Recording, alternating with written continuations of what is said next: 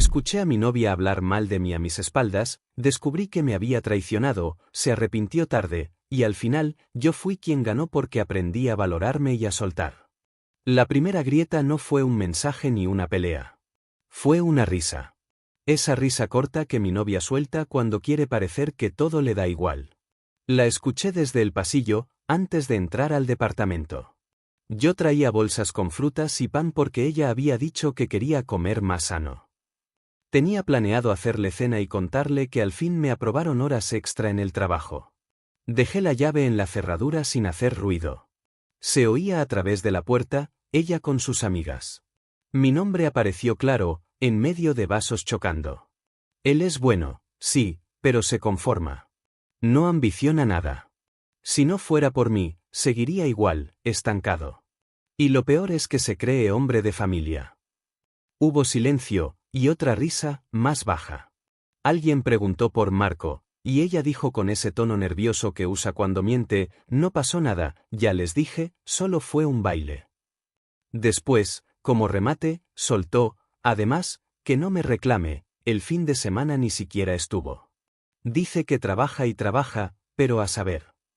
Entré como si no hubiera oído nada. Las amigas se acomodaron la ropa. Ella se paró, me besó en la mejilla, y me preguntó por las bolsas, fingiendo normalidad. Yo respondí automático, con esa calma que uno imita cuando la cabeza se llena de ruido. No dije Marco, no dije se conforma. Serví agua, puse las frutas en la mesa, respiré hondo. Mientras ellas hablaban de series y tratamientos de piel, yo medía cada gesto de mi novia. La conocía, cuando se toca el pelo, cuando evita la mirada, cuando está a punto de inventar. Esa noche, en su risa y en sus manos inquietas, había algo nuevo, algo que no era mío. Más tarde se fueron las amigas y ella se pegó a mí por la espalda, como hacía antes de dormir. Gracias por lo de la fruta, murmuró. Perdón si dije tonterías, estaba hablando de ti con cariño, pero me dejé llevar. No le respondí. Recordé que hace un mes le ayudé con la matrícula de un curso y le presté dinero para un proyecto con una amiga que nadie volvió a ver. Recordé también que esa misma semana volvió con una pulsera que le regaló una compañera. No quise ser paranoico, pero el eco de Marco se quedó en la almohada. A la mañana siguiente, le dije que debía ir temprano. No era cierto. Me quedé afuera del edificio, sentado en una banca, pensando en la lista de cosas que ella había dejado a medias, un currículum sin terminar, un contrato de celular a mi nombre, un viaje que propuso y luego pospuso. Pensé en mí también, en cómo yo había aceptado ser quien hacía fila, quien pagaba, quien calmaba. Y luego en ese no ambiciona nada que me pinchó el orgullo como aguja fría. No era solo que hablara mal de mí. Era que, al hacerlo, yo me sentí reemplazable, fácil de mover como una silla. Decidí que no haría escándalo ni actuaría como policía. Si había algo con ese tal Marco, iba a salir solo. Lo primero fue dejar de anunciar mis planes. No le dije que las horas extra ya no serían tantas, tampoco le conté que me ofrecieron hacer un trabajo por fuera los sábados. Bajé el volumen de lo que compartía y subí el volumen de lo que observaba. Cambié mi contraseña del correo, revisé mis estados de cuenta y me fijé en los patrones de sus salidas.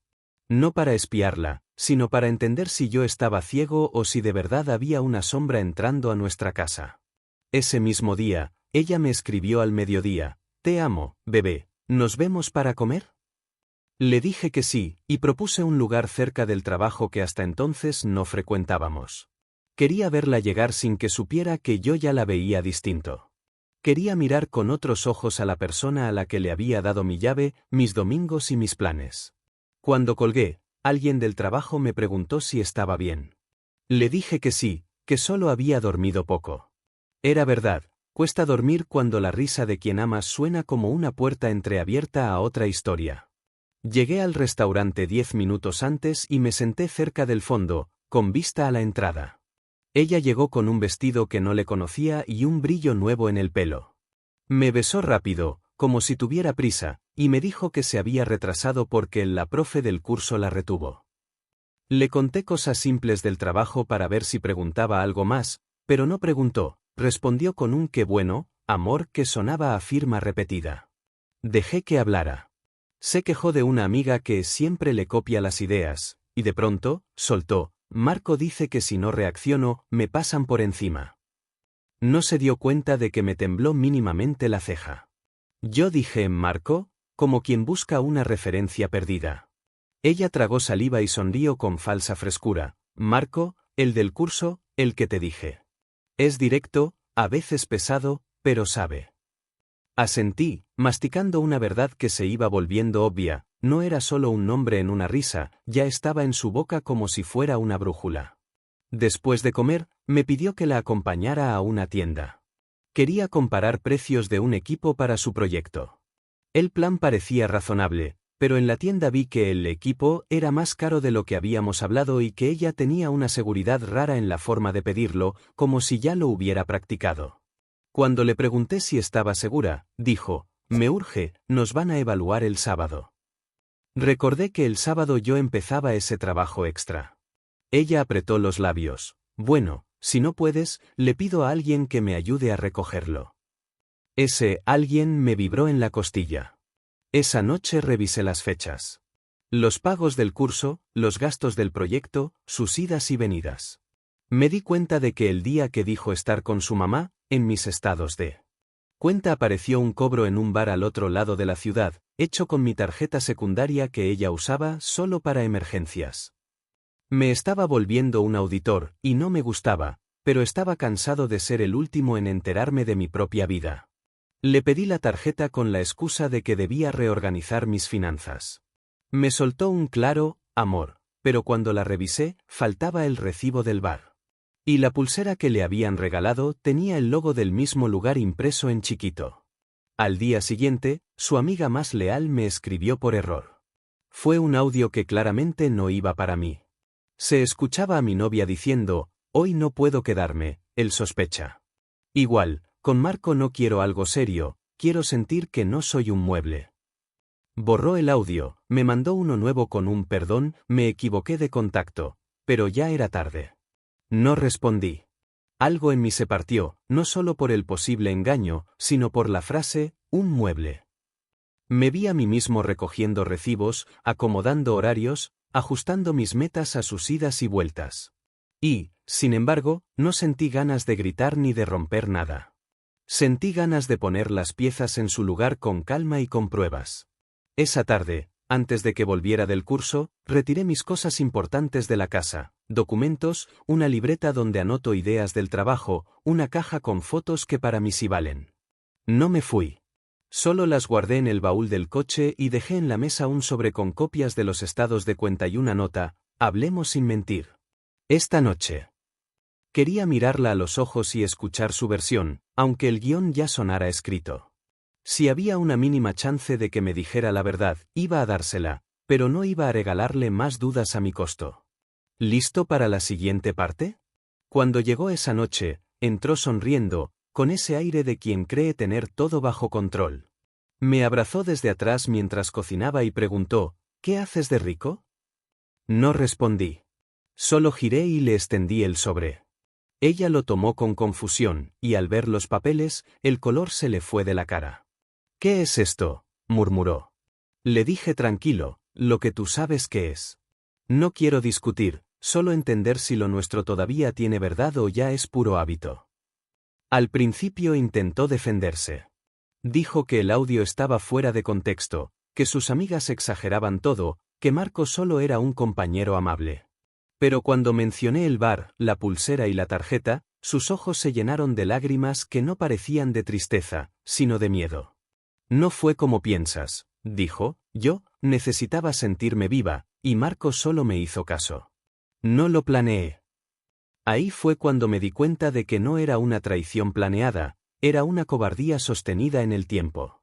Una acumulación de cosas no dichas, de ego herido y vacío mal gestionado. Pero igual dolía. Dolía saber que yo había sido su refugio mientras buscaba emoción en otra parte. Nos sentamos. Ella lloró, habló, se justificó. Dijo que se arrepentía, que nunca quiso hacerme daño, que no sabía por qué lo hizo. Le escuché entero, sin interrumpir. Y al final, cuando quiso tomarme la mano, la retiré despacio. No se trata de perdonarte, le dije, se trata de si puedo seguir mirándote sin recordar que me cambiaste por curiosidad. Se quebró. Intentó abrazarme, me dijo que me amaba, que no quería perderme. Pero ya no sentí el mismo impulso de consolarla. Por primera vez, pensé más en mí que en ella.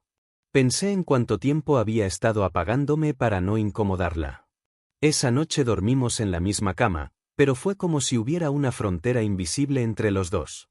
Escuché cómo sollozaba en silencio, y aunque una parte mía quería abrazarla, la otra me pedía mantenerme firme. Cuando amaneció, ella me preparó café sin decir palabra. Lo dejó en la mesa y se fue al baño.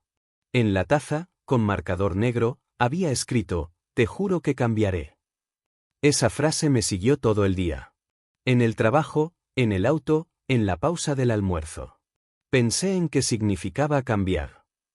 ¿Dejar de mentir? ¿Dejar de buscar emoción en los bordes? ¿O simplemente fingir mejor?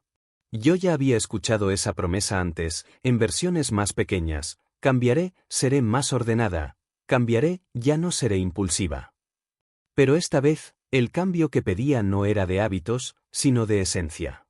Esa noche, no volví a casa. Dormí en el auto, frente al mar, escuchando la radio y tratando de poner en orden mis emociones. Me di cuenta de que no quería venganza ni drama. Solo quería paz, y ella, en ese momento, era ruido. A la mañana siguiente, le mandé un mensaje, voy a quedarme en otro sitio unos días. Cuida de ti. No hubo respuesta inmediata. Horas después, un simple lo entiendo. No sabía si lo entendía de verdad, pero esa distancia era necesaria. Por primera vez en años, sentí que mi vida me pertenecía otra vez. Los días siguientes fueron un silencio raro. Ninguno escribió mucho. Ella mandaba mensajes cortos, ¿comiste? Estoy pensando en ti, te extraño. Yo respondía solo con monosílabos, sin odio, pero sin ganas. Dormía en el sofá de un amigo, y en las noches pensaba en todo lo que había permitido en nombre del amor. Me di cuenta de que, durante años, confundí comprensión con aguante. No es lo mismo. Comprender es acompañar, aguantar es quedarse mudo mientras te hieren de a poco. Mi amigo, que sabía de la situación, me dijo, si vuelve, que sea con hechos, no con lágrimas. Esa frase se me quedó clavada. Pasaron 4 días hasta que ella apareció en el trabajo. Llegó con los ojos hinchados, sin maquillaje, con esa mezcla de vergüenza y urgencia. Me pidió hablar afuera. Yo acepté, pero solo por cerrar bien la historia, sin dejar cabos sueltos. Salimos y se quedó callada un rato. Luego dijo, no vengo a justificarme, vengo a pedirte perdón. Me porté como una cobarde. Te fallé, y ni siquiera puedo explicarte bien por qué. Lo que hice con Marco, no fue algo físico, pero fue igual de feo. Lo busqué para sentirme importante, porque contigo me sentía invisible. Y ahora me doy cuenta de que el problema no eras tú, era yo. Yo me fui alejando de mí misma y lo pagaste tú. No sabía qué decir. En parte, sus palabras sonaban sinceras, y en parte parecían guión aprendido frente al espejo. Pero no le interrumpí. Siguió, Marco ya no existe. Lo bloqueé, borré todo. Le conté a mis amigas lo que pasó y me dio vergüenza escucharlo en voz alta. No puedo pedirte que me perdones, solo que no me odies. Le dije que no la odiaba. Que lo que más dolía no era la traición, sino haber perdido la imagen que tenía de ella. Yo te vi como alguien que nunca me haría esto, le dije, y ahora tengo que aprender a verte como alguien distinto. Se le escapó un sollozo. Intentó acercarse, pero di un paso atrás. No es por rencor, le aclaré, es que todavía no sé qué lugar ocupas en mi vida ahora. Antes de irse, me dejó una carta. No la leí de inmediato. Esperé hasta esa noche. Decía que iba a empezar terapia, que necesitaba entender por qué saboteaba lo que más quería. Decía también que no me pediría volver, solo demostrarme que podía ser alguien mejor. Cerré la carta sin decidir nada. Parte de mí la admiró por enfrentarlo, y parte de mí sintió que era demasiado tarde. Esa semana, empecé a correr por las mañanas, a cocinar solo, a escuchar música que había dejado de poner porque a ella no le gustaba. Fue como recuperar pedazos que ni recordaba que eran míos. Y ahí entendí algo, no se trataba de si ella me había sido infiel o no, sino de que yo había dejado de serme fiel a mí mismo. Una noche, mientras guardaba cosas en mi nuevo apartamento, me escribió: sé que no merezco que me hables, pero solo quiero decirte que me acuerdo de ti todos los días.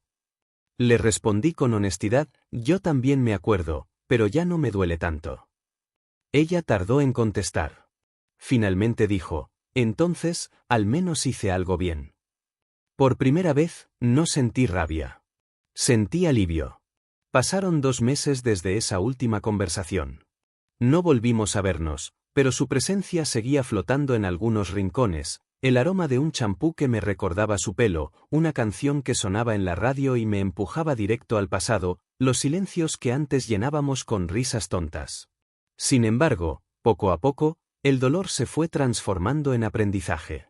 Me sorprendió darme cuenta de que ya no pensaba tanto en lo que había perdido, sino en todo lo que había aprendido a cuidar: mi tiempo, mis límites, mi calma. Un sábado, mientras esperaba turno en una cafetería, vi a Marco. No me vio. Estaba en la fila, hablando con otra chica, con la misma actitud de tipo que se cree encantador. Por un segundo, la sangre me hirvió. Pero luego lo observé mejor, esa sonrisa forzada, ese aire de falso interés. Entendí que él no era el problema, era solo una excusa más en la historia de alguien que buscaba llenar vacíos. Y en ese momento supe que ya no tenía nada que resolver. No había revancha pendiente, no había deuda. Solo una página que ya estaba escrita. Esa noche, ella me llamó. No la tenía bloqueada. Dijo que necesitaba contarme algo. Dudé, pero contesté. Su voz sonaba más tranquila, más firme.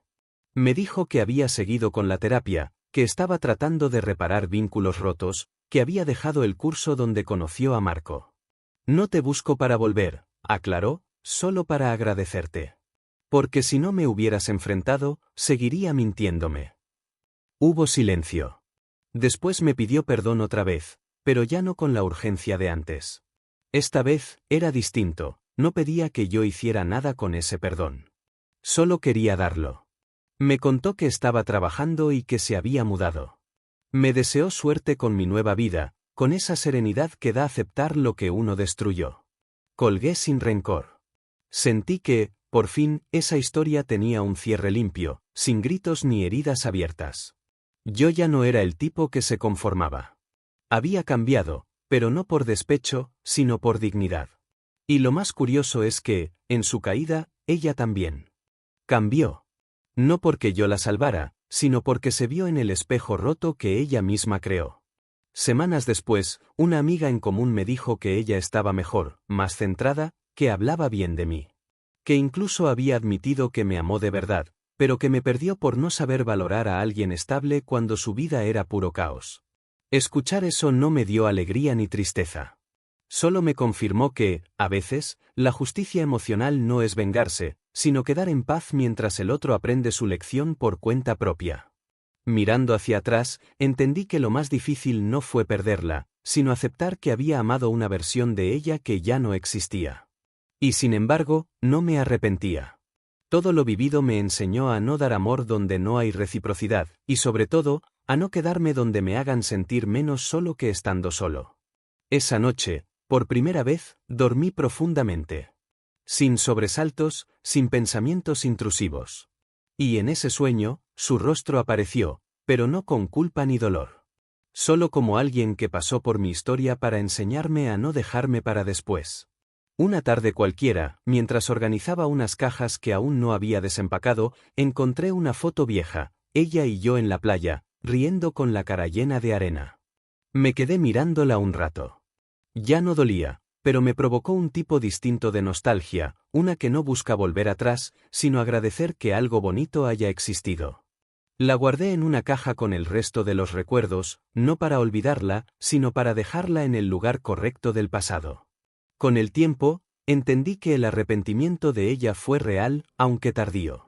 Me escribió una última vez, semanas después, para decirme que se había disculpado con sus amigas por haber hablado mal de mí, que les contó la verdad de todo y que había cortado contacto con cualquiera que alentara ese tipo de actitudes. Sé que no puedo borrar lo que hice, escribió, pero puedo cambiar lo que soy a partir de ahora. Me pidió que no le respondiera, que solo necesitaba decirlo. Y cumplí, no respondí. A veces, el silencio es el cierre más honesto que existe. A mi alrededor, la vida siguió su curso. Conseguí un mejor trabajo, empecé a salir con nuevas personas, pero sin prisas. No buscaba reemplazar nada, solo compartir desde otro lugar, más sano. Aprendí a disfrutar mi soledad, a no tener miedo del silencio. Descubrí que la paz no es aburrida, es libertad. Y cada vez que alguien me preguntaba por ella, ya no sentía la necesidad de defenderla ni de justificarla. Solo decía, fue alguien importante, pero ya no forma parte de mi historia. Una noche, mientras hablaba con mi amigo, el que me prestó su sofá, me dijo algo que me quedó grabado: las personas que se arrepienten de verdad no lo hacen por miedo a perderte, sino porque finalmente entienden cuánto daño se hicieron a sí mismas. Y eso era exactamente lo que había pasado con ella. No era una villana, era alguien rota que terminó rompiendo a quien más la cuidaba. Pero al final, cada uno se reconstruyó a su modo. Meses después, la vi por casualidad. Estaba en una librería, sola, leyendo un libro de autoayuda. Nuestras miradas se cruzaron apenas un instante. No hubo tensión ni tristeza. Solo una especie de respeto silencioso entre dos personas que ya se habían perdonado, aunque nunca lo dijeran en voz alta. Ella sonrió, y yo también. Fue un cierre sin palabras, el más maduro que podíamos tener. Salí de la librería sintiendo que por fin todo encajaba. A veces, la vida no te devuelve lo que pierdes, pero te enseña por qué lo perdiste. Y cuando lo entiendes, ya no necesitas revancha ni explicación. Solo seguir adelante con la certeza de que lo diste todo y que, a pesar del dolor, saliste siendo alguien mejor. Esa noche volví a casa, puse música y me quedé mirando el techo. Pensé en cómo cambian las cosas, en cómo una traición puede ser el inicio de tu reconstrucción. Y sonreí. Porque, al final, no gané por haberla perdido. Gané porque me recuperé a mí mismo. Un año después, mi vida era completamente distinta. No solo por los cambios externos, sino por cómo pensaba, por cómo elegía a la gente que me rodeaba. Ya no buscaba amor en la necesidad, sino en la tranquilidad. Había aprendido que alguien que realmente te quiere no te hace dudar de tu valor. Un día recibí un mensaje inesperado de un número desconocido. Decía: hola. No sé si aún tengas mi contacto, pero quería contarte algo. Hoy terminé mi proceso en terapia. Y quería agradecerte otra vez, porque tu silencio me enseñó más que cualquier discusión. Era ella. Su tono era diferente, sereno, sin intentar recuperar nada. Continuaba: sé que el daño que hice no se borra, pero me esfuerzo por ser alguien que ya no repita esas heridas. Espero que estés bien. No respondí de inmediato. Me quedé leyendo el mensaje varias veces. Sentí algo entre alivio y cierre definitivo. Ya no había amor, ni enojo, solo un eco de lo que fue. Escribí: me alegra que estés mejor. Yo también estoy bien. Cuídate. Y la conversación terminó ahí. Sin drama, sin segundas intenciones. Solo dos personas que, después de haberse roto, aprendieron a hablar con calma. A los pocos días, conocí a alguien nuevo. No fue como antes, no hubo esa prisa por llenar vacíos ni esa necesidad de demostrar nada. Fue diferente, genuino. Y por primera vez, no comparé. No pensé en lo que había vivido, solo en lo que estaba sintiendo. Esa nueva relación nació desde la paz, no desde el miedo. Y entendí que todo lo que viví con mi ex, por más doloroso que fuera, me preparó para amar de verdad. Con el tiempo, dejé de revisar el pasado como una herida. Empecé a verlo como una historia que tenía que pasar para que yo pudiera crecer. A veces, recordaba las noches en las que me sentí traicionado, y en lugar de rabia, sentía gratitud por haber tenido el valor de no rebajarme al mismo nivel. Porque aunque ella se arrepintió, el verdadero triunfo fue no convertirme en alguien como ella. Un domingo, mientras caminaba solo por la playa, pensé en todo lo que había cambiado. Ya no sentía la necesidad de explicarme, ni de que alguien entendiera mi versión. Solo quería vivir en paz. El viento soplaba fuerte, y por primera vez en mucho tiempo, sentí que el ruido del mar no me pesaba, sino que me limpiaba. Ese día escribí algo en mi libreta, una frase que hasta hoy recuerdo: el amor no se trata de no fallar, sino de no fallarte a ti mismo cuando los demás lo hagan. Y con eso, supe que el ciclo se había cerrado. Ella, su historia, su arrepentimiento, mi dolor, todo había cumplido su propósito. No necesitaba más respuestas. Ya las tenía todas, dentro de mí. Pasó el tiempo, y con él, las cicatrices se hicieron parte de mí, no como heridas abiertas, sino como marcas que me recordaban lo que valgo. Ya no necesitaba hablar del pasado para entenderlo, el silencio era suficiente. Sin embargo, a veces, cuando la vida se calmaba demasiado, volvía a pensar en lo fácil que es perderse cuando uno ama más de lo que se respeta. Y también en lo difícil que es recuperar la confianza después de una traición, incluso cuando no hay odio. Una noche, recibí un mensaje de una amiga en común. Me dijo que mi ex había comenzado a dar charlas en un pequeño grupo sobre relaciones sanas y autoestima. Me reí en silencio. No por burla, sino por ironía. Esa misma persona que un día me destruyó con sus palabras ahora hablaba sobre cómo no dañar a los demás. Pero después lo entendí. A veces, los que más se equivocan son los que tienen algo real que enseñar. Al final, nadie habla de heridas sanadas si no las sangró primero. La vida siguió sorprendiéndome. Crecí profesionalmente, me ascendieron, y lo celebré solo, sin sentirme triste. Porque aprendí que la soledad no es un castigo, es una etapa de limpieza. Y justo cuando menos lo esperaba, la nueva persona en mi vida, esa con la que había empezado algo tranquilo, me tomó de la mano y me dijo: tú no hablas mucho del pasado, pero se nota que aprendiste a soltar. Y me hizo sonreír, porque tenía razón. No necesité explicarle nada. Ella no preguntó por nombres, ni por historias viejas. Solo quiso conocer quién era ahora. Y eso me bastó. Fue entonces cuando entendí que había ganado. No porque tuviera una nueva pareja, ni porque mi ex se arrepintiera. Gané porque ya no sentía rencor. Porque todo lo que un día me dolió se transformó en lecciones que ahora me protegían. A veces, las personas que más daño te hacen son las que te empujan a descubrir tu valor. Y aunque ella nunca lo planeó así, fue lo que logró.